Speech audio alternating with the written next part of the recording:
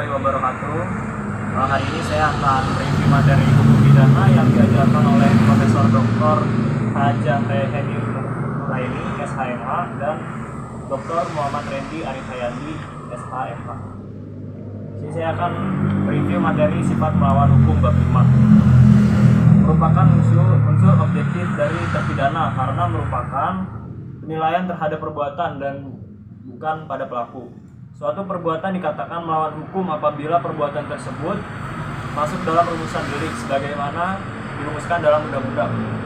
Perbuatan yang memenuhi rumusan dalam undang-undang tersebut tidak selalu bersifat melawan hukum, sebab mungkin ada hal yang dapat menghilangkan sifat melawan hukum perbuatan tersebut. Contohnya di Indonesia putusan Mari pada bulan Januari 1966, kasus Markus Effendi. Sifat melawan hukum terdiri dari yang pertama adalah sifat melawan hukum formil.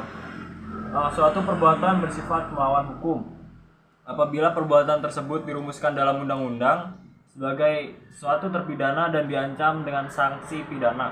Yang kedua, perbuatan tersebut dapat dihapus sifat melawan hukumnya apabila diatur berdasarkan undang-undang. Yang ketiga, jadi menurut ajaran ini melawan hukum sama dengan melawan atau bertentangan dengan undang-undang tertulis. Yang kedua, sifat melawan hukum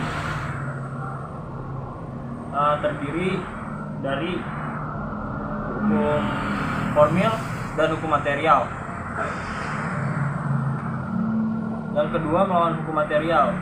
Satu, bukan hanya berdasarkan undang-undang tertulis saja, tetapi juga berdasarkan asas-asas hukum yang tidak tertulis atau living law. Yang kedua, sifat melawan hukum dapat dihapus berdasarkan undang-undang atau aturan hukum yang tidak tertulis.